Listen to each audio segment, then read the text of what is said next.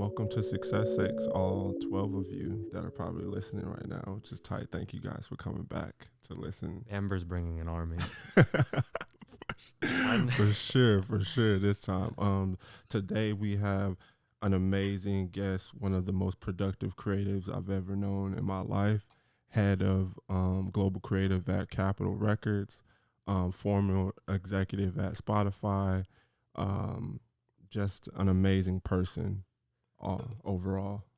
Amber Grimes, guys. I think doing knowing Amber, but then also going in and doing like research and trying to figure out what it is I can find out about you. Basically, I think what the conclusion I've come to is that you are just the true definition of a hustler. Like that's really like where I see it, like in the best way possible. And I know obviously so much more than that, but when I went through just like everything I could find and everything I could see about like where you started and the things you've done, I'm like, okay, she's done a lot. Like it's not like just 3 things to lead here. It's like 50 things at once. Like, probably still working with people and businesses that you've worked with in the past throughout other stages of your career and just kind of bringing everything together. So and you don't celebrate much either. Honestly, you're just like boom, boom, boom, boom. Because even when I look at your IG, like a lot of people when they're executives, they kind of celebrate their achievements and like some of the things that they've done. Like Amber's one of those people who probably post it once and take it off and just keep. No, I keep my post up. I have everything down. I think like. Hey guys, I did this, but next. But thank you for coming back. Yeah, we'll talk about that later. But thank you. Yeah, thank you. I'm excited. Can you guys hear me? Yeah. Yep.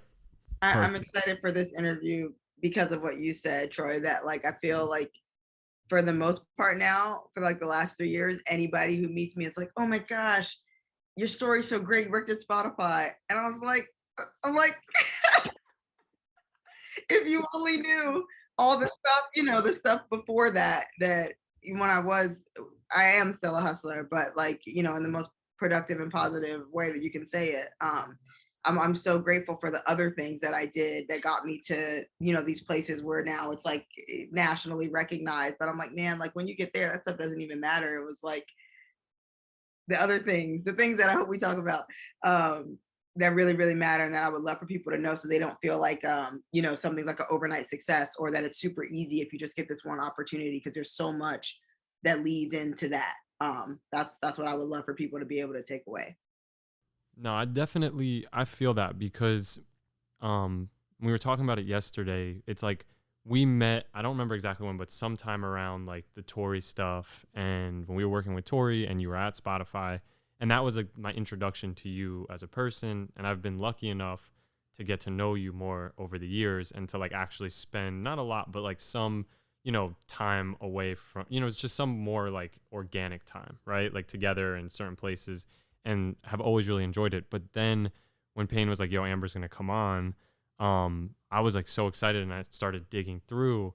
And of course I didn't know you in all of those other years, right? That I didn't know you. I just didn't, but it was like, it's cool to see how, like, even if certain parts of it is like my own perception of just what I've put together from what I've seen, it's like, oh, cool. Like, look at how much has happened, like look at all of the time put in, look at all the people you've met, the relationships you've maintained to this day. Like we kind of talked about this, but it's like your first ever Instagram post is of Child, who like literally, I've been following since you put us on to her and since we've worked with her. And I know you're still close with her today. So it's like, all right, cool. There's a lot that's gone into this, definitely. And it's cool to always see that. Yeah. But yeah, so born and raised in Atlanta. Yes. I was born in Delaware. But born in Delaware. Oh, yeah, that's very. I didn't know that. You don't find that in your Googles, do you? Right. So when did you move to Atlanta?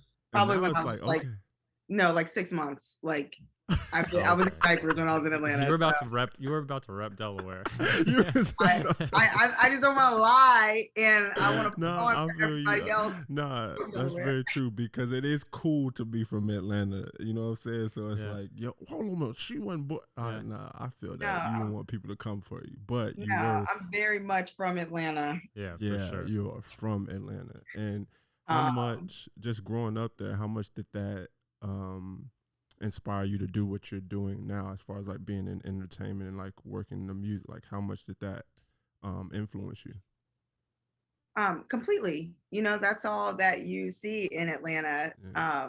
One, all you see is like really affluent Black people. Yeah. And that's an amazing thing that, like, you know, I've been a couple of other places. You don't find that everywhere so easily accessible and visible to you, even as a child.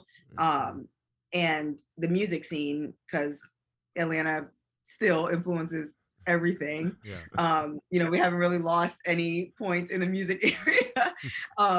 So just being, you know, being around music, being around artists, and in Atlanta, like I said, everyone's so accessible. So you can be in Lenox Mall and be like, oh, like I saw this artist, or like, you know, when I was little, I'm like, oh, Jermaine Dupri Studios right there by my house. Like that would make you want to be like, oh, I want to be a part of this. And my mom really came to Atlanta. I think this is why we moved when I was younger, to really change her life and chase what she wanted to do. And I got to see her, you know, from working at a pizza place to getting a job at like the biggest salon called Van Michaels in Atlanta, and doing, you know, a bunch of, forgive me, like rich old white women's hair. And then she quit her job like on faith, because she was like, you know, F this, I want to do music videos. Like, and this was in the early 2000s when like videos were like $1 million budgets, like all of them. Yeah. And she's like, that's what I want to do. And so then I saw all of these older white women come and lean over our kitchen counter to still get their hair washed and done by my mom.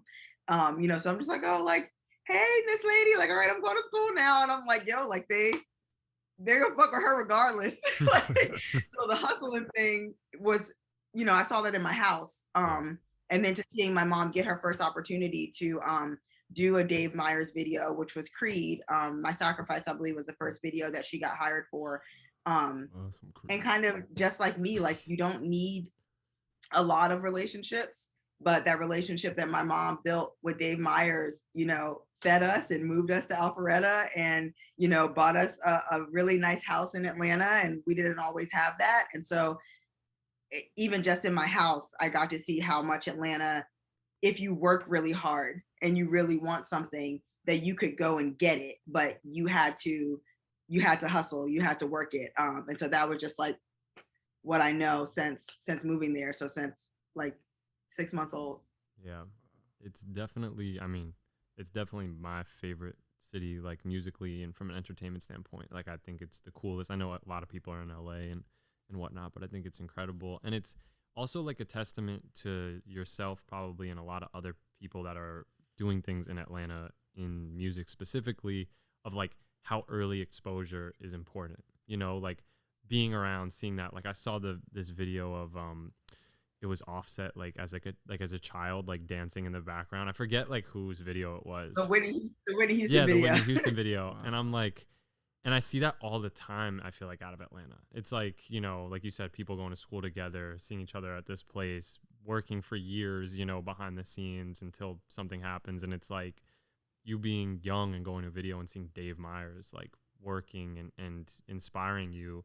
It doesn't like, that's experience, that's adding already to your career, you know, and to like you doing what you're doing. So it's really cool. Like, see that. Yeah, because I'm telling you, it's not a lot of cities that have influential, a whole lot of influential Black people like leading the culture. It's like it's amazing to see, and it inspired me to work in the music industry too, because when I saw executives and you know, all in the videos, just looking cool, dog. They just looking cool. I'm just like, yo, I want to do that. Yeah, it's crazy. Every time Atlanta, people think it's big, but it's a really, really small place. Like that's why everybody knows everybody, because like we all go to the same places. And like I think the most special thing about Atlanta I live in LA now, and what I experience here, and not to offend anybody, also don't care, you know, the music people are with the music people, and the film people are with the film people. And in Atlanta, the doctors go where the strippers go, and the strippers go where where the hustlers go, and the drug dealers is at where the church, like, it doesn't matter. Like, we all got to eat at American Deli. So I see you. Yeah. Everybody will be at the Waffle House. Thank you. So like that, just that freedom that we have, it really builds strong relationships and like just strong rapport with like the most random relationships that you could ever find, but always like impactful and useful in some way, just years down the line. I think, Troy, you said it earlier, there's some people that I've met, just genuinely like, oh, you're in Atlanta, I'm in Atlanta, like, see you around, like one of us is gonna make it, hopefully both of us. And you keep these like genuine connections, and like it's like in Atlanta rap culture too. Like if you come to Atlanta, you're an Atlanta rapper now. Like if you make it there, we own you. For real. We take you in, and we, and we'll support you, and we take care of you. And I don't think you see that in anything else. So of course it's in the executive culture of music too, because we're just like proud of anybody, I feel like, that makes it, and every other city doesn't have that type of reaction or feeling about people coming up. We're just different. But yeah, so you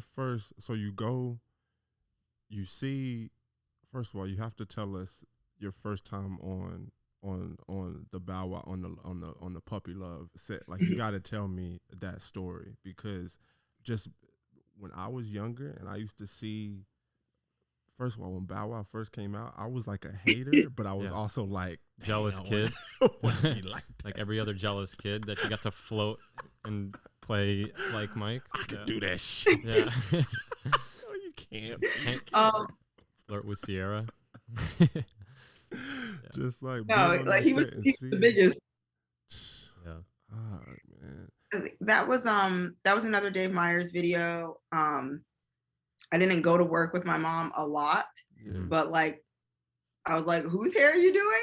And when she said she was doing the Puppy Love shoot, like I already have the album and all this stuff, I was like, yeah. Well, me and my sister will be coming to that one, So, I'm happy to see that. Yeah, we just like pulled up to that big house that it was shot in. Solange is there, and I'm like, she's messing with my man at the time. I'm like 12, and I'm like, I'm cuter than her. Like, I look crazy, by the way, look nuts. And she's beautiful in that video. But me and my sister, we went to the shoot. And really, it's funny because I don't think me and my sister, because of what we experienced, we've never been really starstruck, because it's something that we've been around a lot. And I loved Bow Wow. But this is when I really found out how fascinated I was by the business, because I was so much more fascinated by all the people yelling on the set. Right. I was like, this is great. This is these people's jobs. They get to yell at people all day, tell them what to do, make sure that, shit is happening. And I just wanted to meet Dave. Because I was like, he's yelling the most, but he's making the stuff happen. It wasn't about the yelling. Like when he says something, everybody moves and things happen, and now the next shot is up and this is beautiful. And so I met him. He's like, oh, you guys are Tracy's kids. And I think he told me at the time, I want to believe it was USC. I don't want to mess it up, but he promised me and my sister, he's like, if you guys go to the school that I graduated from, like I'll pay for your college tuition. And I'm like, hell yeah. All right, I want to go to film school. That did not happen. Then I met Kanye West. I met the college dropout. He obliterated everything that Dave put in front of me. But Corey, like you said, just that experience of having somebody, seeing somebody that great that went on to do all the most amazing Missy videos and all of that stuff, like, say right there, when I was like, how old was I when Puppy Love came out? Probably 12 or 13. Like, that they believed that I could do something. It was just little things like that. Like, you only had to say it once. I'm like, I don't even ever have to see you again. Like, that stuff sticks to you forever. And that shoot was amazing. It was amazing to meet Bow Wow, but it was also amazing just to like get a touch of what my future could be, or that I could be one of those people. And of course I was like, yeah, I can, because my mom is here. Like, apple don't fall too far from the tree. So always feeling like I could do anything. I have always felt that, like, even if I didn't know how I was going to do it or if it was really possible because of like where I had been standing at that time. I'm like, oh well, I'm in the room, so Yeah, there's a can't few, be that hard. yeah, for real. But that's like a lot of people try to get into the room to see how it's working and then to say I identify with that, right? Or something about that. But like there's a few things there that I think are important to point out. One is like you're 12 years old at that shoot alone. So you have Bow Wow as the star, you got Solange, you have Amber Grimes, you have Dave Meyers, right? Like you have people at that shoot. You might have been 12, that's fine, but like when you're in the room, it's not also just about like who is who. It's just the fact that like people are there and people that Yeah. you don't know you are going to cross paths with again or are going to work in this business for a long time or make a large impact could be right there, you know? And that's like, to me, so important because you gotta always just, you know, you're 12, so no one's expecting you to bring your professional A game. You're, as a kid, you're a bit bystander, but be there and like, you know, do a good job and do a great job, you know, and do the work because you never know who's in the room. You never know. I mean, dang, you really never know. Now that I'm thinking about that, like somebody sent me an artist today and said, Troy, do you know this person? And I was like, no, like I just don't. And I didn't know why they sent it to me. Like, oh, he follows you. And I'm like, he's got like 1,000 followers. I'm like, oh, he just signed to Kendrick. And now I'm like, you know, that's crazy. You know, like he might have emailed. But you hear the story all the time, like people DMing Sasha or whatever, and you're like, damn, this person, you know, this thing really has come a long way. But that's how it works a lot of the time. it really is. Yeah, It really is. and also, I was very professional on that set, by the way. yeah, I waited until they finished the ball throwing scene to take a photo. I was very professional. yeah. Definitely kept it. You got a full ride from it, You so know you know. definitely kept Yeah. it cool. You know, Yeah. being fan completely. Yeah. Yeah, I understand that. Yeah, no, it's incredible, and it's cool that you identified that, like you saw like Dave being a leader and you know essentially right, yes, a director but a leader, and you were like, I want to do that, and even though you're not a director, you're a leader at the same So, time. boom, you've always been in love with film. What made you be like, music? Like that's where I'm going. This I feel more connected to this. So I am a planner. Yeah. I'm an Aquarius, Yes. and Same. Same. Three of us. like Yeah. so you know, I love music. I've always loved music. But it was very clear to me when I like watched movies and I would see like Queen Latifah in movies or like when I saw like Tupac in Above the Rim or Juice, because I used to go to a lot of movies because I love I guess my family loves film and TV. Yeah. Or if I was watching Moesha, and I would see special guests on there or Moesha herself, Right. like, oh, it TV made me feel like music was kind of the way to get in if you didn't have an opportunity. Definitely. The bridge. And so it's like certain people that you would never expect to be on your screen, and because they were artists, or because Diddy, Mhm. because he was an executive or what he did in music, they then got this opportunity to do other things. And so for me, my thought process was always like, if I do music, I can do anything that I Gotcha. want. 100%. But I had to pick a door, and that's not true. I could have spent my whole life like, you know, trying to be a child actor or something and be like, I'm getting into TV. But I still loved music. So it was a way I felt like for me to get to do both, for me to get to do everything, which was the goal and always is still the goal, to have as many experiences as in life and in entertainment as I could. Yeah. And so I just said, hey, if I'm going to go on a path, I should tackle, I'm from Atlanta, so I had to tackle parties first. Of course. Parties, music, everything else was my plan in my head. Yeah. Do you? I mean, I want to ask this later too, but do you feel like you've gotten to do enough outside of music to this point, or is that part of your like plan in the back of your mind? Is like, as I go further, it's gonna go way beyond just music, because you know I think as of right now, it's obviously still focused. Yeah. Oh my gosh, it will go way beyond. Like, I get bored. Yeah. Like, As soon as you get know, great at something, you know, you're like, yeah. yeah, I just really love having experiences, and I feel like that's the whole point of life, is to experience life, or else you're not doing it right. Whether the experience is bad or good, or most of my experiences in my career have been finding out what I'm not good at and what I don't love. Yeah. And so I've always been willing to try anything. And that's why I'm a big quitter. I think everybody I think everybody knows that. There's a whole Forbes article if you want to read about how much I quit things. I'm a big quitter because I have never been made to believe that I have to stay and do something I don't love. Yeah. I've watched other people do it and better their lives by saying, you know what? No, I'm not into this. Yeah. On to the next thing, even if it's parallel with what you were doing. I don't do things that don't make me happy. Yeah. And so in figuring out what makes me happy, that's my journey in life.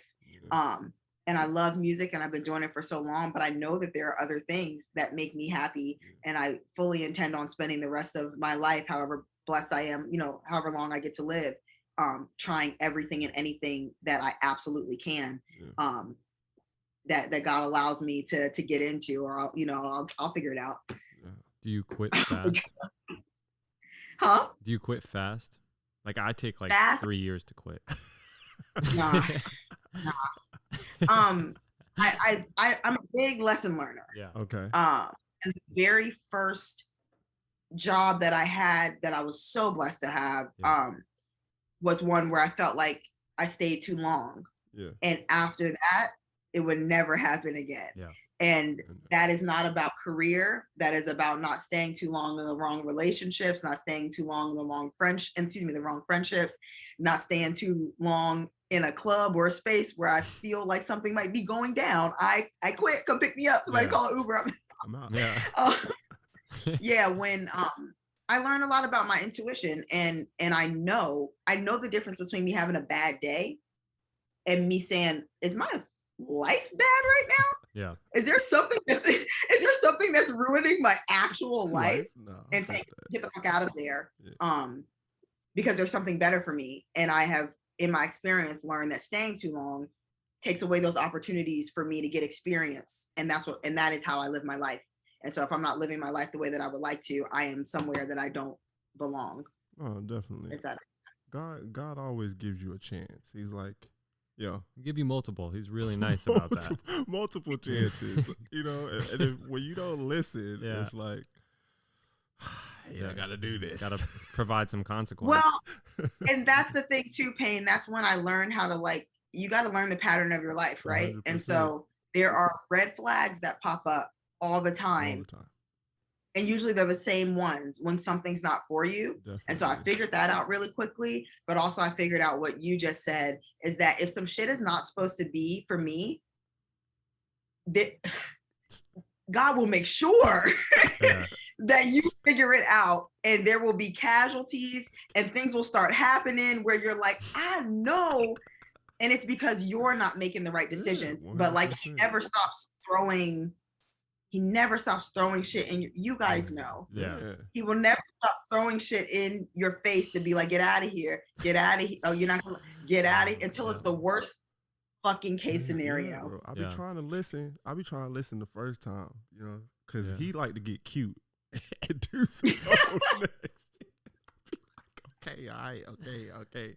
I'm done. I'm leaving. That's the feeling where you're like, all right, I heard you. Or you don't have a choice, right? Yeah. You don't have a choice. So it's just like, no, I think that's really good. So when you got into promoting, what made you be a promoter? Like, why promoter? Because I can't even picture you being like. What do you mean? So good at it. You better imagine. I was running it. So I'm from Atlanta. Yeah. What I know of Atlanta, the culture of nightclubs, of the club we do. Scooter Braun has such an interesting story, because even him coming and throwing parties at colleges and with Diddy and all of that stuff, I love his story as well, because I can relate. That was like your way in. So if you wanted to party, you wanted to be a part of the new music, if you wanted to see new artists, if you love performance, if you love anything, it all happens in the club in Atlanta. 100. And so even at a very young age, I started going to the club when I turned 15. The real club, the Tongue and Groove. I was going to the real club, and you see all of that. And so for me, when I was going to teen clubs, I was very much like, hey, there are people that make money doing this. It's fun to go, but I've always been about my business for whatever reason. I'm like, there's clothes that I want to buy from Wet Seal. Yeah, I need money. definitely. And so I like, I had some friends that promoted, and, very dear friends to me, that these are my friends from LVRN, and, friends that I still have to this day, Red, J Shep. I just like give people little shout outs that took the time to teach me how to do it. Yeah. Like, this is how you get on parties. This is how you come up with themes for parties, flyers, boom. This is the person that prints them. And for me, I was like, cool, I was soaking in all this knowledge, but I told them, I was like, I don't want to work for y'all. Yeah. So let me make my own thing. And I want it to be all women, because that's hot, and there's no all female promotion companies at all at the time. So it's like, we're all coming to y'all's parties, but like, fuck that. Like, we can pass out flyers. Like, my hands ain't broke. And so, they taught me the game, and I figured it out. And I found, at the time, I'm like, how the hell did I have 20 girlfriends? I have like 5 now, but I found 20 girls, and that's what I was doing. And that's how I was in all the right places with all the right people, hearing all the new songs that were going to come out before they blew up, inviting the artists, paying the artists to come to the club. I remember so vividly just times of like the first time that I heard, what is it? Racks on racks on racks on racks. I'm like, oh, this is at one of my parties at Figure 8. Wow. And YC Future came to perform. And, it's the most amazing thing. Like, we were around helping promote Oh Let's Do It at our clubs. Like, okay, cool. Even though they're gonna fight, let's invite Brick Squad. Like, we do. And seeing Waka night after night after night after night perform Oh Let's Do It. I was sitting there watching how you break a record. Wow. Every night. Wow. And that was fascinating to me. And so the club part was amazing, because that's a part of music in Atlanta. But then I was very quickly like, I wanna be a part of that, because that felt good. It felt good to be able to be like, oh, because I was having this party and the people at this party heard this song every night and the artist is present, this song became bigger and bigger and bigger until Diddy jumped on the remix and this person's out of here. Yeah. So it's parties. I don't know. You find me somebody in Atlanta that's successful in the music business that didn't throw parties, I'll give you guys $100. It's also like one of That those. makes sense. Yeah, and it's also one of those avenues that like people that are young that want to get into music are like there's like that story. It's like Sasha, like Scooter, like you said, like people are able to leverage the fact that their friends want to go out, people around them go out. Atlanta's different, but like in a lot of cities, you got people that want to go out and you galvanize them, throw the party. You're all of a sudden booking artists. So now you're speaking to managers, you're meeting the artists, the managers, agents, whatever. It's like, it's definitely a great way in, in a lot of ways. So from being a promoter, when did you transition into Boom actually working for like DefJam, or was that was DefJam your first music job? So like my first real job, yes. Okay. I started working with artists before that. Yeah. I used to judge an open mic. Nice.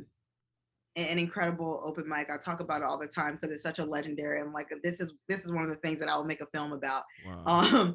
It was called it was at this club called Mariachis, and just everybody used to be there. So I'm telling everybody's business now, but I'm like DJ Techniques, who manages 2 Chainz. He was the DJ at the club.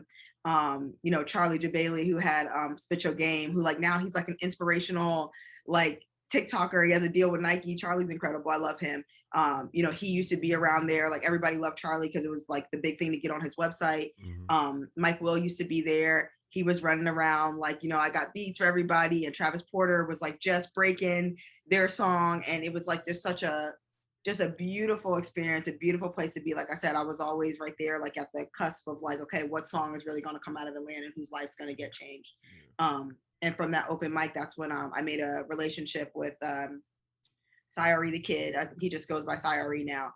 And he used to just let me come to his studio all the time because I wanted to be around music. And I'm like, I don't know what I can do for you guys, but I want to be allowed to hang out, so I can figure it out, whether I learn how to do the board and record people or whatever. And he was kind of like, well, if you can promote a club, you can promote an artist. Definitely. And so I started promoting the artist on his label, and he's like, if you can promote an artist, then you can manage an artist. And so I started managing an artist that he had named Sean Teasy, and that was kind of it. So he got signed. Boo ended up signing him to DefJam. Things didn't necessarily work out for them in their relationship, but after him, Boo, and his team got to see me move around with the artist. He had come back at one point and said, hey, like, I know things didn't work out with you as this artist manager, but I just got this job at DefJam as the VP of A&Rs, and I want you to come and work with me. Wow. And I was like, cool. Yeah. And the craziest part about that story, because I like to let people know, like, that being in the room and the manifestation and seeing all that stuff is so real. There was this woman named Jules, who was Boo's assistant at the time when I was managing the artist, and she would like come to the video shoots. She had like a beautiful British accent. She used to be dressing and like had, I looked at her and I used to be like, man, like, I want her job. Wow. I want her job. And I used to say it all the time, every time I saw her. And I didn't mean it like that. I meant like the same way I saw Dave and was like, I want to do that. And like literally not even a year later, got her job. Wow. Her actual job, working with Boo, as she moved on to do amazing things and manage producers. And so that manifestation thing is like, that's when I say, like, I really learned the patterns of my life and watch how to, watch what I say, because it got to a certain point where like anything that I said would happen. Yeah. And it's a powerful thing, but a dangerous thing also. Definitely. I believe in it. I believe in it. Every single thing that that has happened in my life, I've said it out loud. I've like said it multiple times and been like, this is what I want, and this is like, I believe in the power of the tongue is strong. So yeah, it's like very, very strong. Yeah, it's like scuba diving. Like, you gotta. I did voodoo on her ass every time I saw her. I was like, I want her. But it's kind of hard to explain to people sometimes when you're that confident in the power of the tongue. Like, yo, how did you get into it? Like, how did you? Because like I just said I knew that this was. Yeah. I just. You don't even, you don't even recognize that type of stuff until like 10 years later. Yeah, 100%. You're so in it, you don't even remember you said some shit like that, and you're just thinking that life's working out the way it's supposed to. And life is actually working out the way you've commanded it to. Like, these are the things that you brought into your life. And so like I didn't realize that until much later, when I was like, yo, that was wild. Yeah. Oh, I got superpowers, bitch. Like, what else can we once you learn it, then you figure out how to use it and how to be more careful with it. Because I have wanted things also of other people's, or things that I thought looked really cool, and I got them. And that was one of those things where I said, ooh, thanks for the experience. I'm fucking out. I didn't want this. I was bugging. Yeah, you'd have to have like vision for yourself, just to see even what appeals to you, and then to think about it, talk about it, all that type of stuff. What's what, like, obviously I know you have to use discretion, but like, is there a moment when you were working with Boo and at DefJam where, just like when you were a kid and you're like, I'm in the room with Bow Wow, Solange, Dave Meyers, like, is there a moment that you could reference that just when you were working in that role, you're just like, fuck, I'm here, because I know the work is hard, it's taxing, you're doing a lot, but we always joke about like that 5 a.m. moment, there's where those moments where you're like, did he just do this? Did that just happen? Did he just write that? Did he just record? Like, that's our experience. So I'm curious if you have like any of those that pop to mind. Yeah, I mean, it happened a lot. I was in a lot of crazy situations with, someone I love so dearly, Boo, that had such great relationships, and, worked with people that I just like, y'all know that I love. Yeah. And we flew to New York, and it's funny because a child came with us. Yeah. We flew to New York for the Watch the Throne album release party, because Boo A&R at that project. And he was like, yo, bring Charles so we can get this shit on camera. And I'm like, I'm getting to come. Like, I didn't always get to be at everything. I felt like I really had to earn my place to be in a lot of rooms also. And so I was so excited. So we're flying to New York. She doesn't know shit. I don't know shit. I'm just like, we're showing up. And, we go to like the release parties at the fucking planetarium or something in New York. I don't know shit about New York at this time. I wasn't going there like that. And everybody's there. It's the Watch What Throw release party. So you're just like, man, like, all right, first of all, I'm here. And then after, like, we go to dinner and we're with the people. And I'm like, wow. Like, child, me and you are sitting at a long table with the people. And we don't have no business. I'm like, why are we here? This is why we're sitting on the end. We shouldn't even be here. And then we go to the club, and what is that club called? It's like Greenhouse something in Soho. I'm like, I don't know shit about New York nightlife, so forgive me. And we're there, and like random ass people like Idris Elba there in the section, and just like I just like, what the fuck is going on this whole day? Like, what did I do right to be here, and how can I keep this energy alive for the rest of my life, but also with my friends?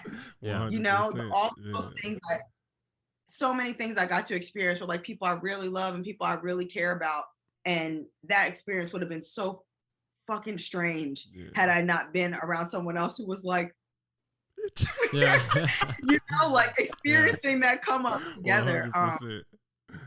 But I've been in some crazy situations, countless ones, and I just always like, I've just been blessed to be in the room, and it never changed. It doesn't feel any different from the Bow Wow video shoot. It doesn't feel any different from the Dave Matthews Band concerts. It doesn't feel any different than all these situations that I got to experience in my life, from people that were in entertainment, that I was just like getting to see like who I wanted to be next.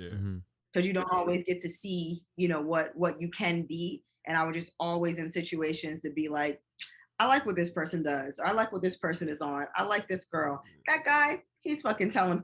I just kept getting to see that. And so I don't even feel like I enjoyed the experiences all the time. I'm like in the club. I'm like, I can't be dancing around right now. Like, I'm too inspired. Just fucking inspired to dance. Like, how you gonna dance? I'm like, yo, what?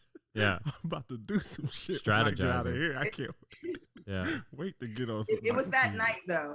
Yeah. I remember that night vividly, like back to back to back, being in places that I didn't fucking belong, but that I deserved to be in, because there was something that I needed to see that day to show me where I needed to be at, or where I needed to go. Have you ever seen the movie Inventing David Geffen? Have you seen his like autobiography? I have. Yeah.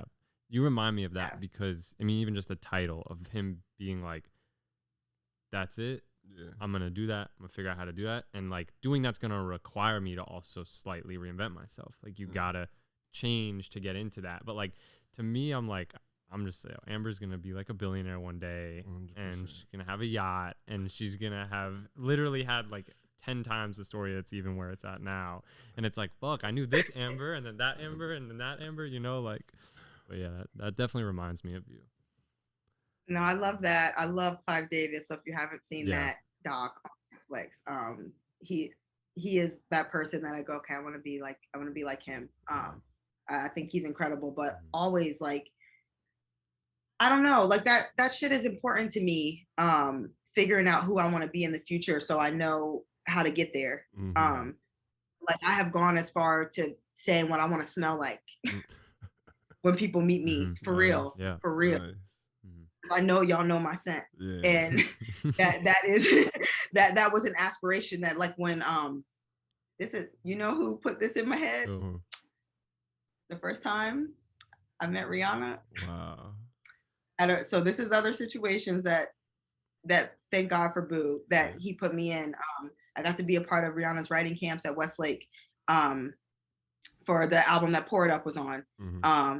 And again, I'm like, oh, Mike Will was at this session. It was like, oh, this is my friend. Right. It was a beautiful thing. But she fucking smells so good. And I'm like, when I walk past people, I want them to be like, what is that? Yeah. So from that point on, I was feel like, I aspire to smell incredible anytime. So if I forget my perfume, I'm going back to the house when I'm somewhere because that's how I want to be remembered in my inventing Amber Grimes. When I have a behind the music, I know what I want to fucking say about me, and that's what I try to live up to every day. I definitely can relate to the smell thing because the first time I walked into, it was this one hotel. I think it was a Nobu Hotel in Vegas. I walked into the hotel and I smelled this smell, and I was like, "That's the type of smell I want my house to have. I want my house to smell like this, and I'm gonna keep working until I get my house to smell." Look, I had to work up to getting the perfume that I wanted. It did not come immediately. It did not. The smell still ain't here yet. Yeah. So I got some work to do. Where I want to be right But now. that smell, dog, I was like, and then me and Iskra went to go look at a house. Mm-hmm. I walked into this house. Mm-hmm. They had that smell. It had the smell. I was like, I had to put off on this bitch. Because the way that this house smelled. But nah, man, I mean, I can definitely relate to that. For sure. You gotta grow into it, 100%. And it's fun to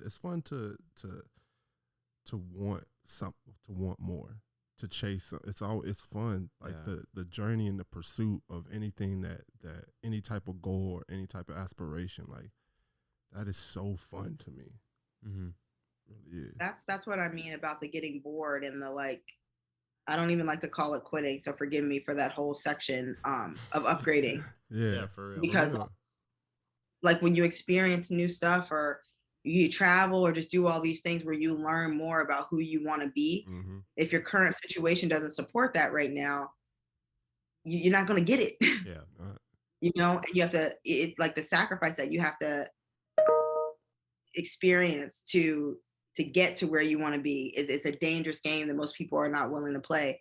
But I've always been like, man, like once I see something, I'm like, bro, I gotta get that. So I'm willing to jump off the cliff and like hope that I land properly, that I hit it, because I'm like the worst thing in life to me would be to be sitting and looking at some shit that I want to do or that I want to be and just be looking at that shit. Yeah. Like I'm willing to die to smell how I want to smell. That's what I'm saying. Like, but see, this feels so, but like I thought I was crazy. I thought I was crazy, right? No. Because that's something that I say all the time when someone asks me like why, like when you made the pivot to music, like how did you know that was your passion? Because you played sports so much, and I was just like, I knew I was willing to either have it or die trying to get it. Mm-hmm. There was no plan B. It was like, I'll go down as like the guy who tried to work in the music industry, but that was fine for me. And it's like people don't understand that's actually what it takes for anything that you want to be successful in and that you're passionate about. You have to be willing to die for it. Yeah. My old boss was like, when I was talking to him once, he was like, you got to know what you want, and then you just wake up every day and do it every day. And that's just, to me, the thing that was like, that's simple and that makes sense. Like when I see what it is I'm working towards or that I want, like, every day, even if I'm just some days thinking about it, writing about it, doesn't matter. Bringing myself closer to it, is really the thing. But every day, that's crazy. So, all right. So DefJam, and then I know after DefJam, you were working with Nick, but there's a lot in between. I feel like there's there's a lot in between. Yeah. I wanna go through that. I'm really interested in hearing more about the experience working with Nick too, because he's like, obviously, he's Nick Cannon. But I want to hear kind of how that transition took place. There's so much in between. I'm like, I mean, a lot of the things, it's crazy, I was doing at the same time. So, if you ask anybody that lives in Atlanta about me running around with shoes all the time. You still work with Reebok? Yeah. Yes, that was me. I was the girl with the sneakers. And And I was doing that at the same time that I was working with Boo. You know, I got an incredible opportunity. Shout out to DJ Trauma who put me up for that, like, you know, doing some influencer marketing for Reebok in Atlanta, which was a relationship that lasted for such a long time. I love those people. They supported me so much, like supported my whole workout efforts. I'm like, at one point I had become a trainer. You don't need to go there. Yeah. That's interesting. Wait, pause, because the first time I met you ever, okay, I guess we had gone to a workout class that morning, like me and Sasha something, right? And we were like making small talk, and I was like, yeah, we worked out this morning. You were like, you looked at me, you're like, you're into working out? And I was like, yeah. And you were like, you were just kind of like, nah, like that's like the way I kind of read it was like, that was interesting because I was like, I just had this energy of like, this person's extreme about what they do. And like, you know, I know of this person. And I really wondered all up until now if you ever were into it. Like for some reason, I was like, was Amber ever into it? Because do I need to stop and just wake up and start my day earlier on the stuff that I'm working towards in work? Because I think that's what Amber does. Like there's times I think like, fuck it, I've just worked out for like an hour. Did I just waste an hour? Like, you know? No, it got really deep. Yeah. I was an athlete in high school. Yeah. Obviously, I ran track, so I'm like, I'm no stranger to workout. But when it was around the time when I was like about to stop working with Boo. I was like, listen, like if I'm gonna be broke, I'm gonna look good. So I always got a plan. Right. Yeah. And so I started like really, really working out. And just like, I'm an Aquarius. Yeah. There's really no gray areas with me. It's very, very black and white. I don't have a problem with that. Doesn't work for some people. This is my life. That's why I don't have very many hobbies. It's hard for me to have a hobby because if I'm doing something, I'm spending time and energy doing something, I'm like, this is what I do now. Yeah. And so I started working out and I was like, like I'm gonna just like start sharing videos of me working out. Like Vine had just came out and I was like, people are doing videos now. I started posting stuff and then people were like, oh, I want to come work out with you. I was like, cool, come work out with me. And people would come work out with me. And then I was like, if y'all gonna come work out with me, y'all gotta pay. Like, wait a minute, because like immigrants don't do nothing for free. Yeah. Fun. Yeah. And so then people were actually like, oh yeah, like how much? And I was like, for real. Okay. Making up a price. Yeah. I be saying stuff, and I'm like, I don't even believe my own bullshit. But then, like, if somebody says, yeah, I did a lot of improv too. I was like, never say no. So I'm like, yep, I trained. Yeah. And so I started studying. I got obsessed with it and like making my own workouts, my own programs, and all this stuff. And then I was like, hey, I gotta like connect this back to music because that's where my heart really lies. But I was trying to do them both, and I had started this fitness initiative called Power Women Sweat. Because I was like, you know, women are really mean sometimes in general, but in the music industry, and not because they want to be, but there's like, you know, we've gone through a lot to get to be able to be in these places, and the stress every day of having to work with men in a male dominated field and trying to get your point across, you know, when there's other women in your spaces, sometimes it causes you to act in a way in which you're not proud of. Yeah.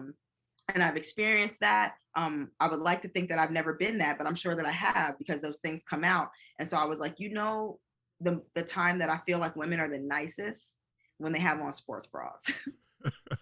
Because everybody feels some type of way about their body, whether it's true or not. I'm like, my arms, and I don't like the way. And so I was like, I want to get a whole bunch of women in workout clothes, come and work out for an hour, and come and be real people to each other and make connections with each other, because nobody's being mean when their stomach's out. It's just not a thing. Yeah. This is what I had thought up in my head. I experienced it. And I did this session. I would train the session, and so many beautiful connections were made in there because women were just like, oh, I want to meet you. Oh, you go the same hairstylist as me. We drop our kids off at the same school. And I'm like, y'all would have never talked to each other in any random other circumstance, but we're here now. And like, you're sweating, I'm sweating. We both don't got the workout down. Everybody's equal. Yeah, because we're all tired. And I was able to call, you know, Reebok back up, and I'm like, hey, I'm doing this thing now. So they used to sponsor it for me because I keep my relationships intact.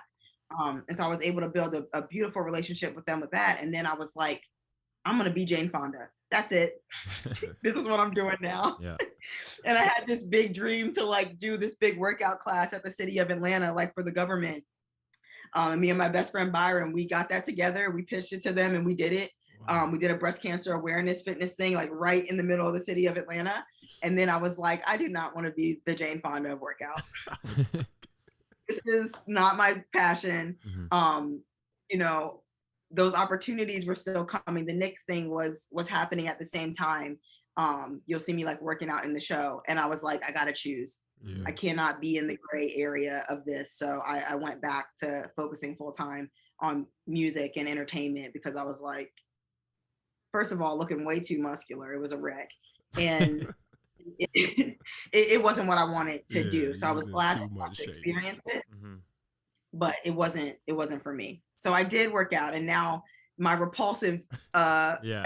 You didn't just work out. Yeah.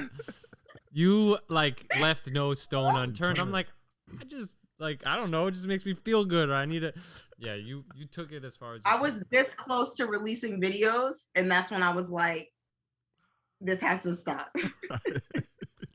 All right. I respect it. I can't Sean T this shit to film school. But there was so much though still, you know, I had moved to LA. Yeah. When I stopped working with Boo, because I was like, fuck this. Yeah. I'm gonna go out there and change my life. And I took a job at a talent agency called Resolution with Phil Casey, one of the most epic agents in music. And I moved all my stuff to LA. I think I was there for maybe 3 weeks. I was sleeping on the floor at my friend Breezy and Ozian's house. You know, Breezy, who went on to act in Empire and so many things, who I'm so proud of. And Ozian, who I still get to work with today, an artist signed to Motown. We get to work on her music, something that means so much to her. I was sleeping on the floor to go to that job. And when I realized I hated that job and I didn't want to be an agent, I packed my shit up and I moved back to Atlanta. Damn. And then back to, all right, so then what? Let's keep going. So back to Atlanta. And I know you're running like 3 or 4 companies right now. Like I know that there's a phase where there's like 3 or 4 brands, companies. Is this that time? Yeah, we skipped that. Is this that time? We skipped that? This was that time. It was a little bit before that time where I was I started my agency because I was into branding after doing what I did with Reebok. I was like, yo, I get it. Like if you want to make something hot, you know, if I can make people want to wear Reeboks in Atlanta, I can do anything. I could sell water to a whale. And I had started, you know, doing branding things for artists, was working with the hookah company, like helping fix their social media. I used to get business by telling people, like going on people's Instagrams and stuff and DMing them and being like, hey, your social media sucks, but I can help you.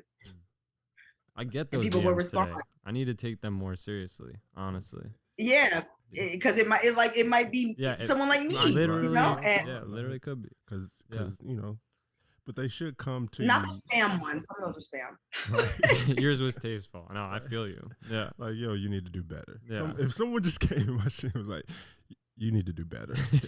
You probably should take that person seriously. Like that's a thoughtful, hardworking person. You know, like. I mean, I can't grow your thing to this, but do better.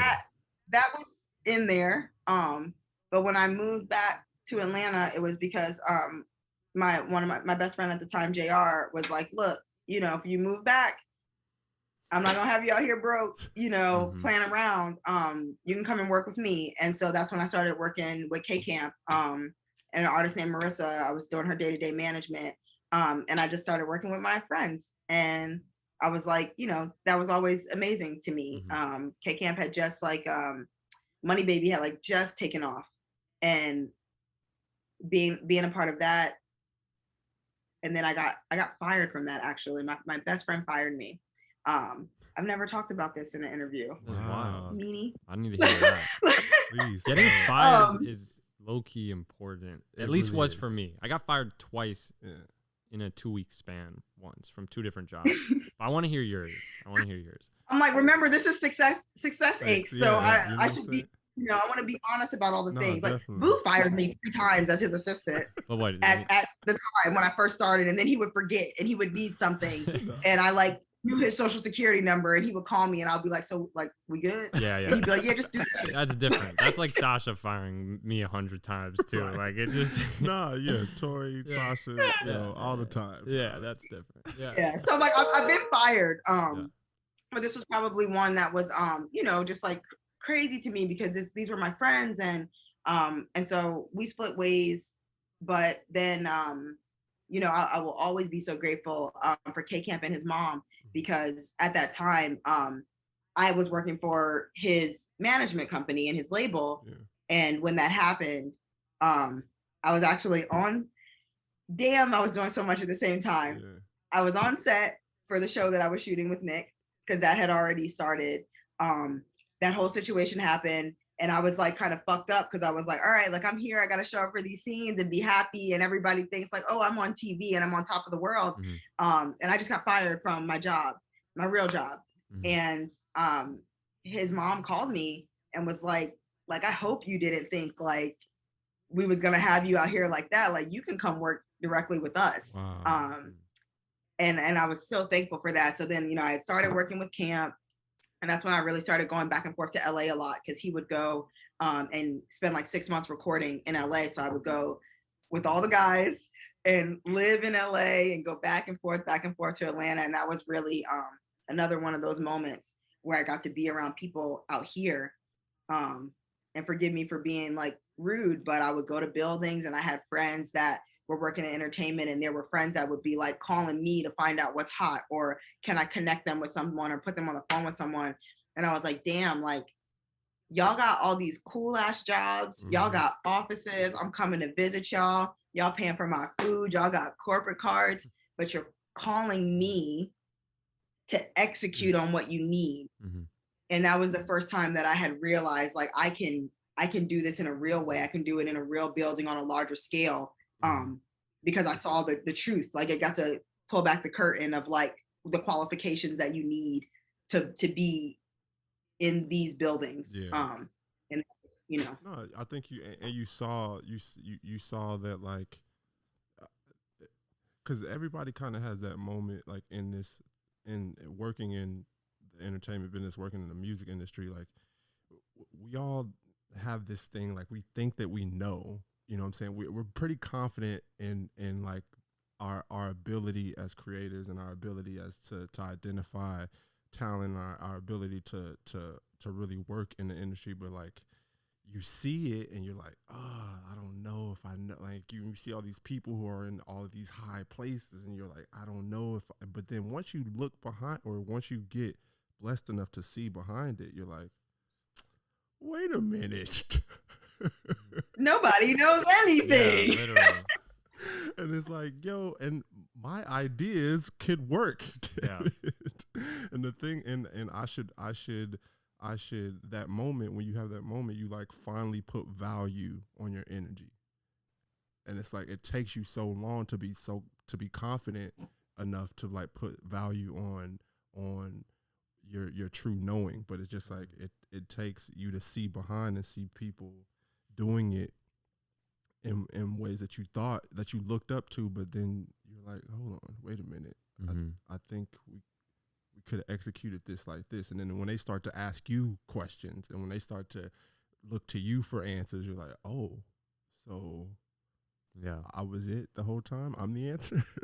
Yeah, you just have to be doing That's how I learned that like there's different like levels of confidence and different types of confidence that you can have or gain in your life. And like just being confident, like that's not a real thing. Yeah. Like I don't, besides Kanye West, I don't know anybody who's just ultimately confident in all of their abilities at one time. Really? And I love him for that, and I aspire to be that at all times. But like, there was always times in my life, I think we were talking about it earlier, where I'm like, yeah, because I was so confident, I'm gonna take that person's job, I'm gonna do this. Like I had the confidence of like manifestation. But there were so many places that I still didn't believe that I belonged at the time, that I would psych myself out of things like just applying for a job. Yeah. Or like, getting on LinkedIn being like, I'm tired of working for my friends. Yeah. Like, I'm broke. Yeah. I want to get, like, I see all these people doing all these cool things and reading a job description on LinkedIn and saying, okay, like, I'm not qualified. Yeah. Oh shit. Like I can't even have a conversation with them. I didn't do 4 years of college and just Xing it out. And that was a big thing. I don't even, maybe I'll write a book one day and like break down some like different levels of confidence now. You guys giving me ideas. But that confidence I did not have to just be like, I belong in this space, a space that I never saw myself in.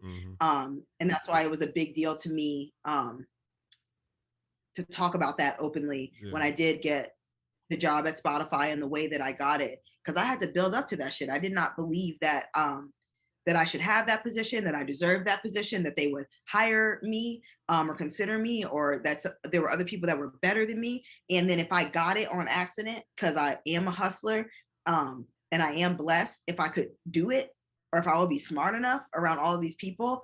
And I don't think people are honest enough about, I didn't have imposter syndrome, but you don't just, I did not just come into every situation like I got this. I definitely didn't got it. Like I believed that I could rise to the occasion at all times, but I didn't got it. And the way that knowing that makes you work, that's why I always am like, I gotta work 10 times harder than everybody because of all the shit that I didn't have.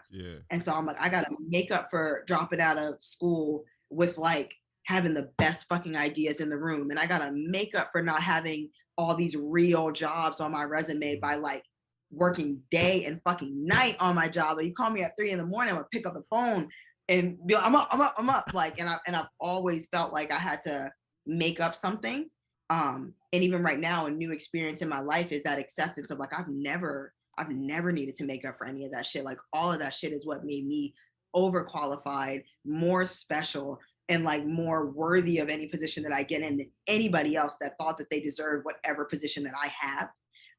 And that is a whole new level of confidence of like, I've always been it. Bitch. Always. And it comes later. And there's nothing cocky about that. That is like a way that I'm proud to be able to move in life because I didn't always feel like that. And because I didn't feel like that, I was taking food out of my mouth and removing opportunities from my path because of what I thought somebody might think about me. And that shit is silly. 100%. It's a journey to get to a place where you realize that you're enough. You're enough. When I worked for Patrick at WME, I remember it was like when I started working for him, he was the CEO. And I first of all shouldn't have gotten the job working for him, but he just was like, I need a third assistant, basically. Right. And I was like, I asked somebody because I became friends with one of his older assistants who is now an agent, who's like one of my best friends to this day. And I was like, what is a third assistant? Like I went up to him, literally just just delivering mail. And he's like, they won't even speak to him. They'll just get coffee. And I was like, there's no one else who should do it than me. Like it doesn't make sense. Like if you don't speak to him, then it should just be me. Like I'll show up, I'll do anything. Right. So I like went as hard as possible, was lucky enough to get the opportunity. But about a month in, the second assistant who actually literally handles most of him on a day-to-day basis on his schedule, all of the logistics, flights, planes, everything, right? Like sleeps with their phone in their hand. She left to go work at a different job or whatever. And I couldn't fathom in my head them hiring somebody else to go to number 2. Cause I'm like, there's 3, 2, 1. Like that's how it works. So I'm like, so I'm like, hey, I should do it. And everyone's like, you haven't said more than one word to him. You haven't worked here for a few months. And I went crazy. I was like, it's me. Like literally that's just all it was like. It was me. Cause it was like almost an ego thing too. Like you're not letting somebody else come in. I've been here now longer. It's like, oh, you've been here for 2 weeks, like chill. And, but what I learned was like when I got it, and I was lucky that he was patient, was I sucked at it at first. I didn't know what I was doing. I didn't know how to do it. I didn't know how to use an actual Windows computer, right? Like or whatever type of computer they had. I didn't know how to use Outlook, right? Which was the software they used. But what I learned was that you just put your head down and you work like as hard as humanly possible. And I call it like 3 months. Like to me, it's like 3 months. You go 3 months as hard as humanly possible. And when you make a mistake in real time, you fix it in real time. You just go hard. And you tend to usually come out of this like place of like,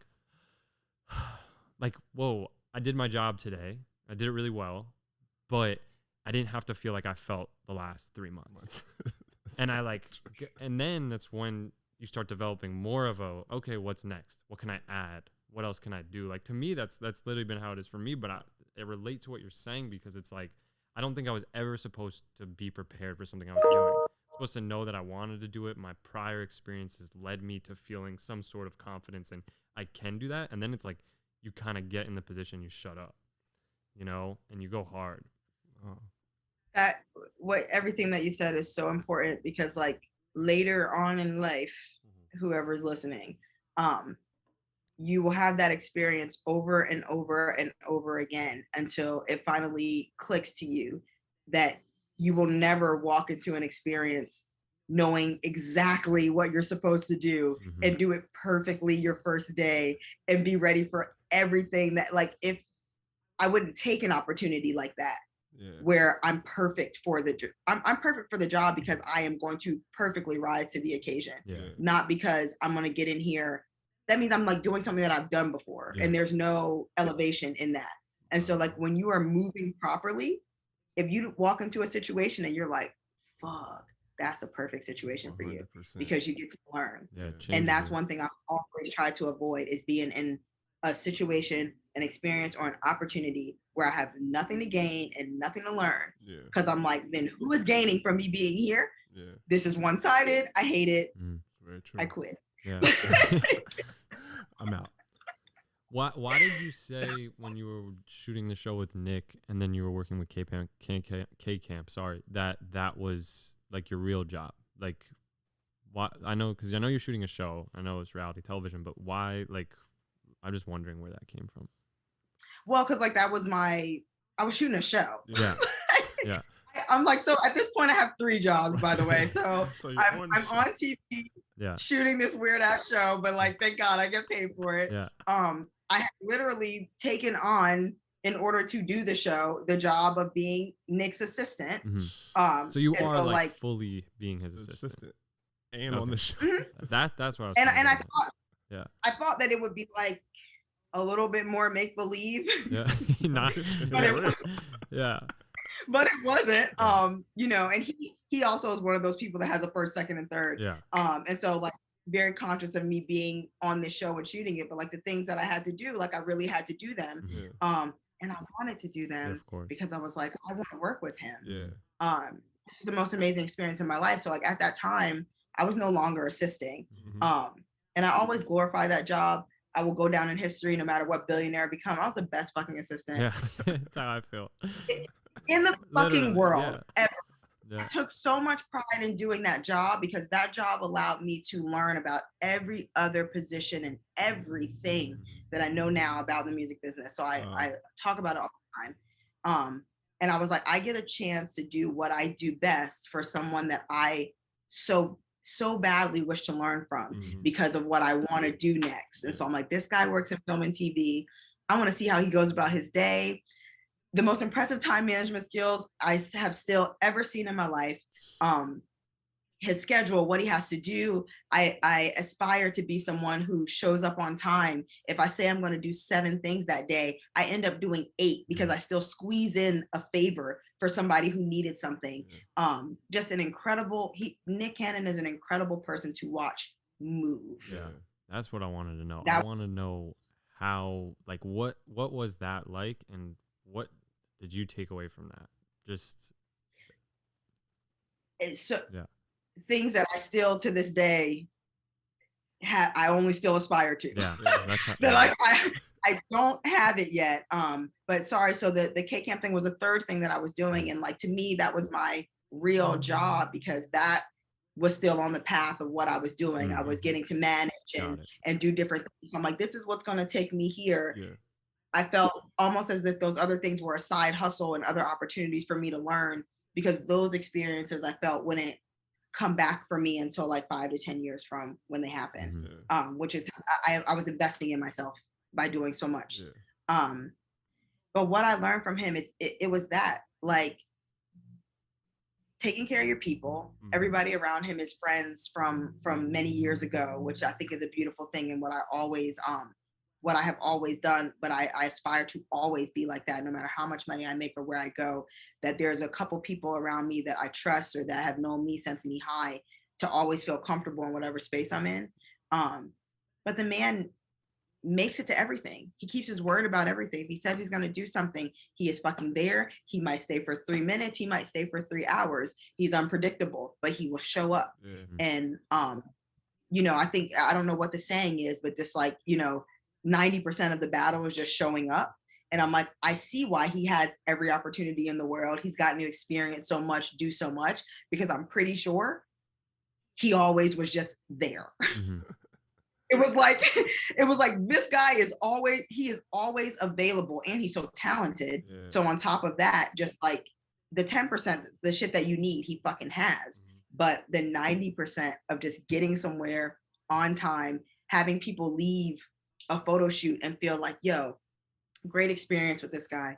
I always have wanted people to have a great experience with me. Yeah. Like if somebody walks away from a situation with me, if they get to meet me for 5 minutes or 2 minutes, I want them to feel good. Yeah. And I got to see somebody who doesn't have to be like that, yeah. And make a point to be like that. Yeah. And that was what all of those things are things that I take away from him, and so many more. Just time management, productivity. Nick has lupus, something he's very open about. Yeah. And some of the things that I felt like I complain about or why I can't get things done or what I do at my 24 hours a day. I'm like, this is somebody whose like life is on the line. Sometimes they have to be in the hospital.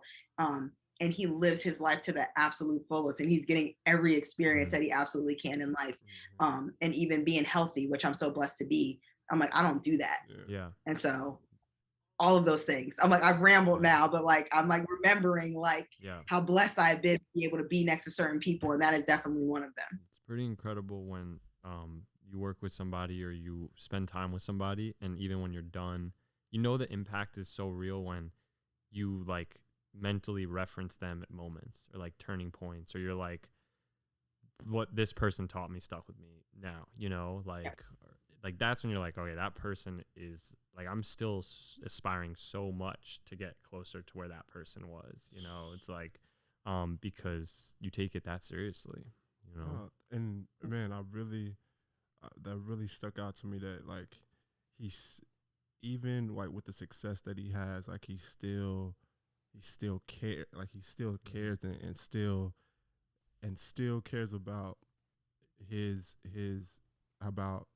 about how people feel when they meet him. And it's just like, there's so much stuff going on. Like we all get busy and like we're all like running 10 miles per hour, and like I'm guilty of like not giving somebody my full energy and like being a little bit rude and being a little bit snappy. But the fact that like when you see people like that who are successful and they get to a place where like they don't have to give you their energy, but they sit there and they give it to people and like really like, it's a different breed. Different. Yeah, it's different because they understand their purpose. They understand why they're here. And they clearly love it. Like it drives them, Just crazy. And he just believed in me. Yeah. And even after the show like wasn't even a competition show, which is like everyone's like, "Ooh, you won." I was like, "Nah, like I have always made a bigger opportunity out of every opportunity that was presented to me." Right. And so like immediately after the show, he brought me on to, start helping him run his label and build his label out in Atlanta and help him with his music career. And I'm like, you don't know me from Adam. We've spent a lot of time together now doing this show, but he just like, yo, like, yep, you're the one. I believe in you. I see how you're moving. Like, I want you to help me run my company, and has asked me to do all the wildest and craziest shit, random shit. I'm like, why am I helping A&R Wildin' Out mixtape? Where am I at? What is going on right now? Yeah. But if there was an opportunity that he felt like I could do, or maybe he didn't know that I could do it, he would just throw it and be like, yo, like, will you do this? And I'm like, yep. And you don't find a lot of people in your life that genuinely believe in you. They don't want anything from you. They just want to see you win. And I have a small number of those people, and he was one of them, where I was like, you don't know me like that. And like now, like obviously we've gotten so close, but it's like you see something in me just based off my energy or whatever it is, that like I want to be around that all the time because it makes you believe in yourself more. And so I just appreciate it. I appreciate knowing him. So from Nick Cannon, what's your next step? I was still working with K Camp at the time. Boom. Like he was on the show. Anytime I have opportunities, I'm like, how do I make all these opportunities go like this so nobody gets mad at me? Doing 12 jobs. Yeah, keeping everyone happy. So like, you want to be on this show? Let's do a scene. I started working with Mike. Let's stay on brand with Success Aches. Yes. So at this time, you know, that my situation with K Camp, I'm like, you know, I had started wanting a corporate job. Like I said, I'd been out back and forth to LA, and I was like, am I missing something? Because everybody has these cool ass jobs, and I feel like I have something to offer to a company. And that's when I started getting those jitters. And so I had actually like applied for a job at ASCAP. And somebody was like, well, I'll tell the story. Somebody's like, oh, like I'm gonna put you on, like, you know, don't say anything because we're like, you know, we're trying to be secretive about this position even being available. And I'm like, cool, like, you know, mum's a word, like, let's go, because I really want this. And one of my friends called me and also told me about the position. And I was like, you know, we had a conversation, and I was like, I'm so glad you thought of me, but somebody else is actually like handling this. Someone else is rooting for me on this. So don't say anything. I was like, I'm glad everybody had this epiphany at the same time, but I'm asking you to shut it down and let them handle it, right? And of course, like God works, when I talk about there being casualties in what's meant to be will be, they fucking said something. And the whole thing fell apart. And they were like, oh, you weren't supposed to, you know, this person wasn't supposed to know about this job. The person who had the job hasn't even left yet. So now they feel like the person stabbed them in the back by telling me. And I was just sitting there like, I told my friend, like, I'm not even mad at you. Like, I can't be mad at you because I feel that God just used you to ruin this opportunity for me, because there's no way that this is, seriously, like, this is a conversation I have to have. Like, there's no way that all of this chaos just happened for an opportunity that I'm supposed to have. That would not have happened. I was pissed off about that. I'm like, damn, like I was just about to make more money than I've ever made before. And Mike called me like, hey, you know, I'm like, Mike, what do you want? Like, I'm depressed right now. But you was and right. He was like, yo, it's so crazy because you was right there. So you knew, like, nah, something has to be, because I'm literally right there. It wasn't for me. Yeah. It wasn't for me. And the calls are always, God does not let me struggle for long. I'll say that. That is my pattern in my life. He'll be like, we down, but not for long. It's always the next day. And Mike's like, yeah, I want you to come do that brand shit that you that you're doing for people. And I'm like, you know, what do you need? And we're talking, you know, about what he's trying to build. He was about to put out his next ransom project, and he just really wanted to get some things together for eardrummers. And I'm like, you know, for me, there's these things that I want to do, but I love helping my friends build, especially ones that I believe in. Or I'm like, I think you're the greatest. I think Mike Will's one of the most incredible producers ever. And I love him. And I was like, cool, like, this is what I'm meant to do. Like, I'm supposed to come and work with you. And so that was amazing. But still, in the back of my mind, there was still always this thing that I was like, I belong in one of these places, like changing the culture and making the rules and being not a gatekeeper, but somebody who can open the gates for like people that deserve it, like people from Atlanta, people that I want to help. And so I applied did all the Spotify application stuff while I was working with Mike. And we were at South by Southwest. And I was, I think, bringing him a toothbrush to his hotel room. Don't ask. Like, I'm like I remember this all so vividly in my mind, because we were about to go do the show, and he's like, I forgot something. So I'm like, I go to the store, and I'm like, I got it. And in the hallway, I get a call, and I'm like, oh, let me pick up the phone. And it was Rob Harvey from Spotify, and I'm sitting in the hallway of this Texas hotel, and I'm like getting the news, and I'm like this, like, oh shit, like this is happening, like fuck, like I got the job. So I'm like yelling in the hallway with the toothbrush. And I'm like, I got the job. And I'm like, shit, now I need to go in here and figure out how I'm gonna tell them I can't do this job anymore because I got this job. It's my life's a mess at this point, at all points. But that was the exact moment that I found out, and I had started it like months later because I found out, and then I think I didn't start until like May or something. And y'all know better than me when South by Southwest is. Yeah. But like that was that exact moment. So I was always, like I said, in my relationship with Mike, my relationship with Kid Camp, all of those things were important assets to me getting that job, and all the people from Interscope that would vouch for me in the relationships that I built, helping him, do marketing for Eardrummers and all of his projects. Like the shit was just, everything's like this. So yeah. Don't ask me any timelines. We don't need I remember. We don't, because I know you're still working with everyone. You haven't officially quit anywhere. That's the thing at the end of the day. Because I know when you went to Spotify, and we were talking with Brittany yesterday, and we were like, you're like, Spotify is obviously incredible, but when we met you guys there, it was like we still had artists we literally signed to us that weren't uploading on Spotify. So it was very different even just a couple years ago.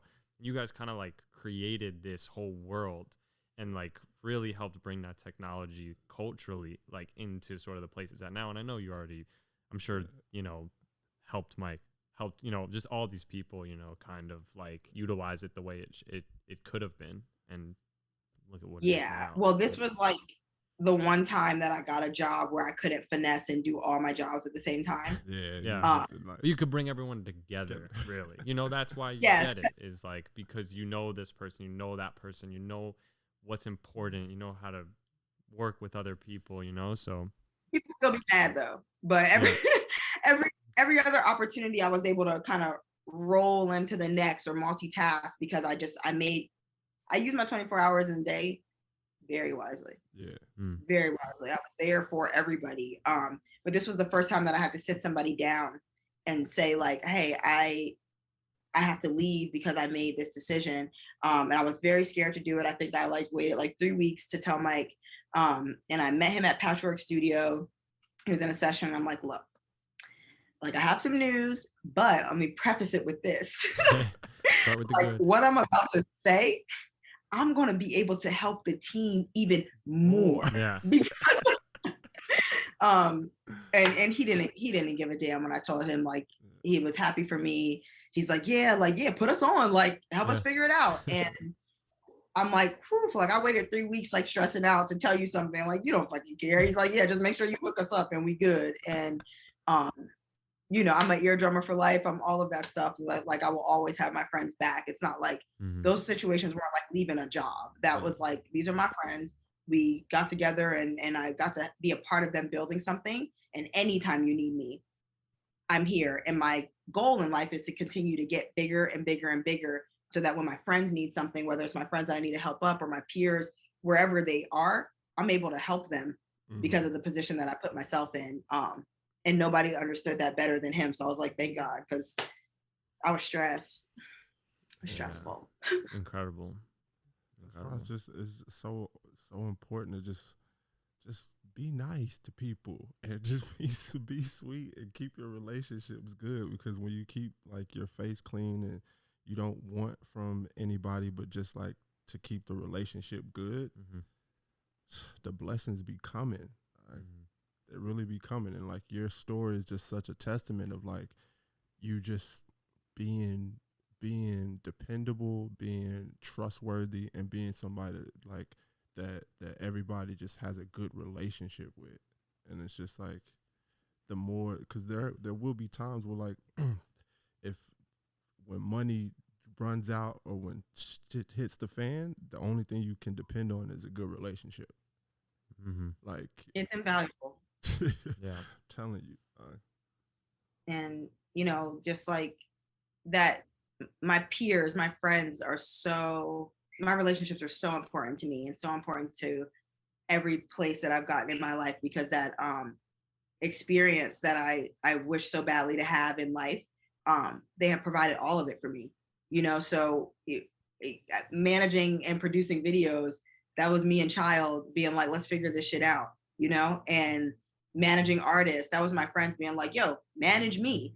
Like, getting to do marketing and make my first marketing campaign and be like, do I even really know what that is? Figure it out. Like, all of these things were just opportunities that my friends allowed me to take on and trusted me to figure it out and I got to execute it. So I do know what I'm doing because it worked. The video was dope, or the marketing campaign was great. The numbers are awesome.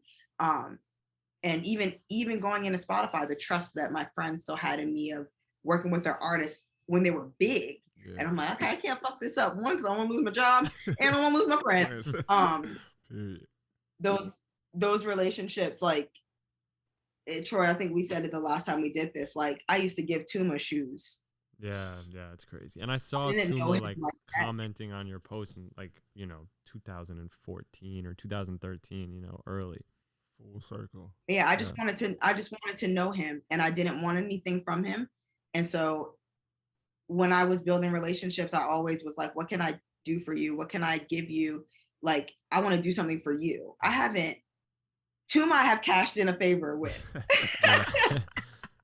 But I haven't even cashed in half the favors because of, that's how I built these relationships with people, showing my value. That was what was important to me. What can I do for you to let you know that, like, this is real? Like, I want to build a genuine relationship with you. And my friends have given me so much back, just an opportunity and experience and just belief in me.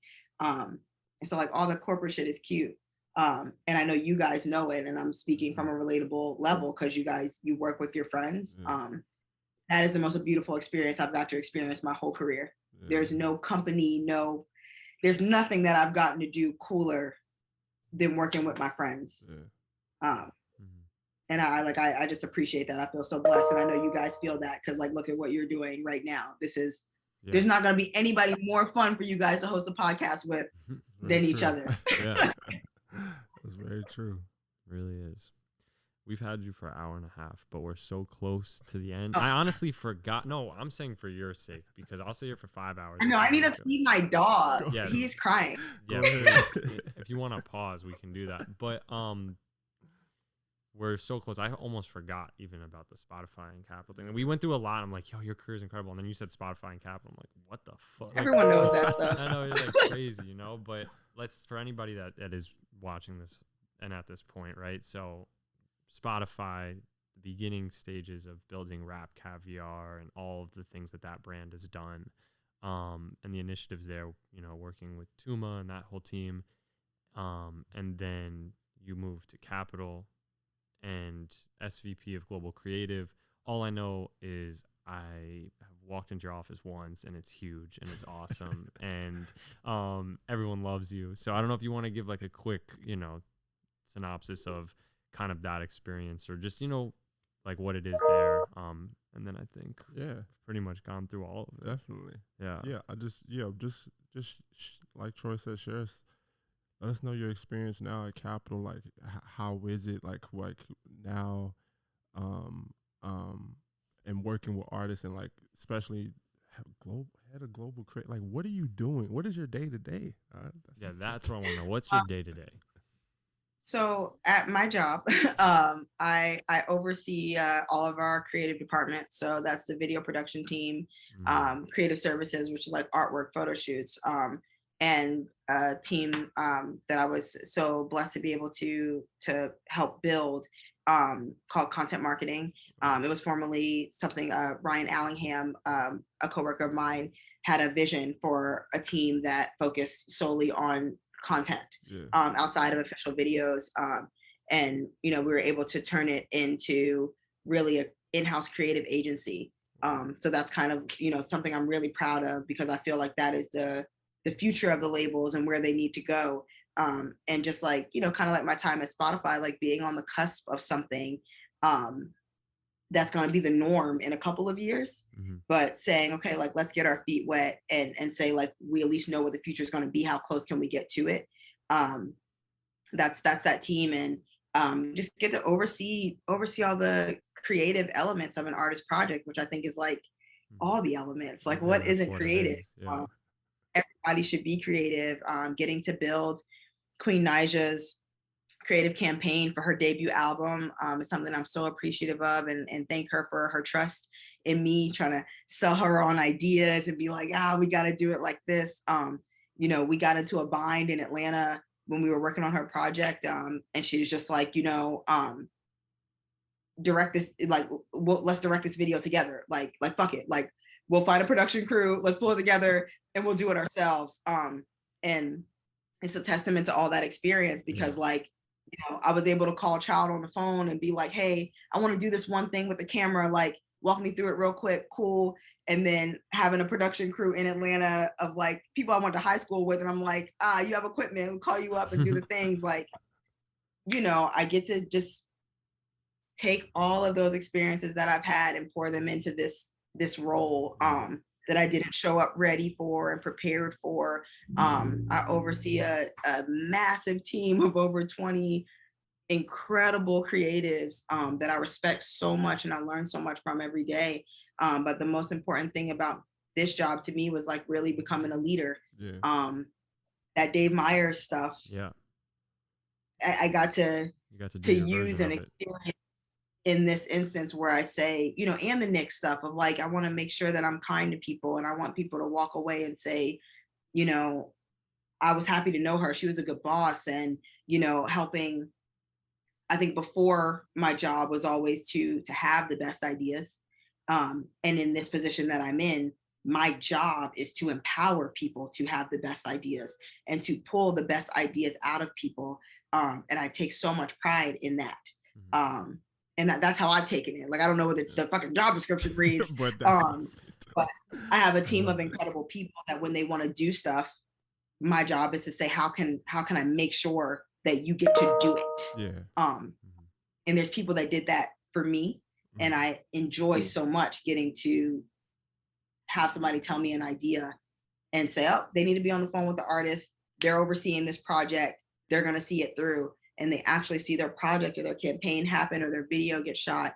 And I'm like, I know how that feels, and I want other people to have that feeling. And so my job is to be the provider of that feeling, of execution, of creative coming to life, is how I see it, not on paper.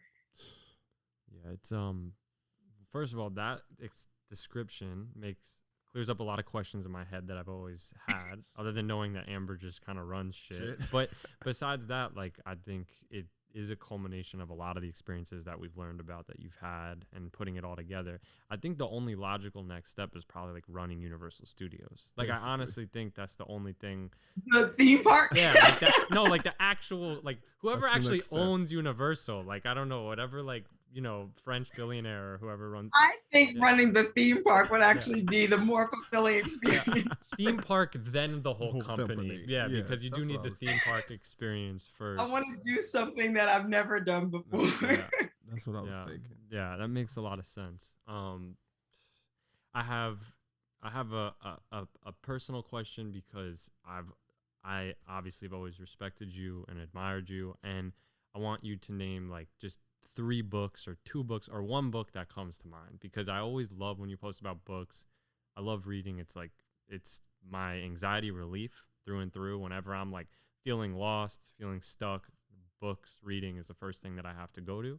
And I need like an Amber book list, but I want at least like a couple right now. So I'll give you my come to mind, whatever it is. Top 3 books. Maybe 4. I'll do 3. And it's the same ones I feel like I talk about all the time. But Conversations with God, book 1. You don't need to read them all. I've tried. You don't need to read them all. The messages in book 1. That book changed my life. The thought process of Neil Donald Walsh was something. I read that book when I moved to LA the first time, and it helped me think so differently about life and about myself and about being intentional in life and how you should experience life. And I will allow you to read it. I won't say too much, but that is a book that forever in my life has changed my life and the way I think about why I'm on the earth and what I'm meant to do, and how and what I have to do and how I have to show up in order to do it. Because my job on earth is to experience life so that God can experience life through me. So that is what I'm doing on the highest level. A Return to Love is a book that helped me just be kind, like you said, Payne. Really knowing how I want to be treated and how I wish to treat other people, and showing people love and being gracious and being forgiving. And if you say that you are something, you are going to get tested in life to prove who you are. So if you say that you are forgiving, you are going to have experiences in your life where you must forgive people. And instead of feeling as though like why does shit keep happening to me? Like, what is going on? Betrayal, heartbreak, everything. You said that you're forgiving. So how will you know yourself until you experience yourself as a forgiving person? And that in whatever ways that you wish to be, that is what that taught me. And most recently, a book called A Peacock in the Land of Penguins, I hope I got the title right, is one that resonates with me now as I move forward in my career, because it's about not changing yourself when you come into different places, like a corporate place or situation, where things may be running a certain way, but you have been literally put there to change things. And I look different and I'm colorful and I have wild ideas that nobody will understand. And it might sound crazy, but this is what I'm here to do. And I'm not going to put on a penguin suit to try to fit in to keep a situation or to do anything, because I'm meant to be in a space to be myself. And if I can't be myself in all of its beautiful colors, there are places in the world where I can. And just knowing that I never have to sacrifice who I am, the type of person I am, or how I want to show up for anybody or anything, because I'm a peacock. And those are my books. First of all, I'm gonna start reading books now, guys. Reading more, because I read them. I just don't finish them usually. If I don't have a book at this moment in time that I'm reading, or if I go travel and I don't bring a book with me, it's like I don't feel good. I'm bugging. I need to have that. Yeah, it's good for you too. I don't read a lot of books, Payne. So like, don't let it fool you. There are books that find me or that I need at a time, and I'll settle myself and I read with a highlighter because I have retention issues. And when I'm meant to read something, I read it. And there's many books that I put down or I'm not ready for. There is still this fucking book that I'm trying to read called The Seat of the Soul, that is Oprah and Jay-Z's favorite book. And I tell you, I can't make it past the 20th page because I'm like, I think I don't have enough money or understanding in life. It's just not connected. Yeah. It is not connected. So it's sitting. The person who got it's waiting for me to arrive. Yeah. The person who got me into reading, the reason I got into it is because he said, you read the first 50 pages, and if it's just not clicking, you move on. Like, that's the concept. That's 90% of what I read, too. True. I'm like, it's the best feeling. It doesn't happen. You don't get lucky every time when it sticks. Because when it sticks, it's like you're done in a week, you know? That's very true. And it lasts forever. That's the thing. No, that's crazy. I don't know. Yeah, I guess I'll be doing forceful reading sometimes. Like, it shouldn't be forced. No. Like, it should just come to you. It should make sense to your I'll life. be feeling bad when I put the book down. So you do have to force yourself a little bit, because I'll tell you one thing. Anytime I suggest that somebody read Conversations with God, I'd be like, yo, please don't stop. Like, you pretty much get to page 30 or like 50 if you can, because that was such a tough book for me to read. And then once I hit right where I was supposed to, it's like, this book is incredible.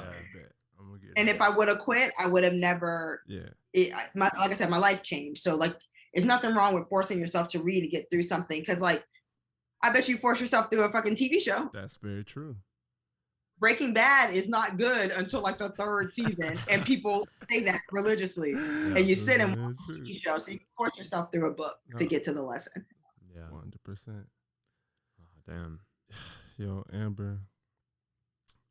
Thank you for this. I really like talking to you guys. I had can do so this much fun, honestly. This was good. I'm speechless. Thank you for for also staying on brand too. You were very vulnerable. Yeah. You were very vulnerable. You made our brand better just now. Yeah. Like you just literally gave us ideas for our brand. brand, Like yeah. when you were doing certain I'm like, things. yo, I need to be more vulnerable yeah. on this. And you referenced our like the name of the show show. a few times, and I was like, sometimes we forget. Yeah, we just be rambling and shit, dog. Yeah. I be rambling. I thought that you guys wanted to hear about like failures. In yeah, because we do. so We do. I felt comfortable to share those aches. I like success aches more than failures, right? but there's, you know, people fail, whatever. Let's keep it real. I've had some fucking failures. We didn't talk about half of them. But now that's why we'll have you back multiple times. But thank you for today and coming on and sharing your story and sharing your thoughts and just sharing your energy. Thank you. Yeah, thank you so much. Thank you guys. I am gonna go take my braids out now. Yes. I'm still being vulnerable. You've exceeded the time, which like It's a record. This is like double. Like we right? just this is double. All right, boom, go. Bye. Love you. Thank you so much. Bye, Amber. yes.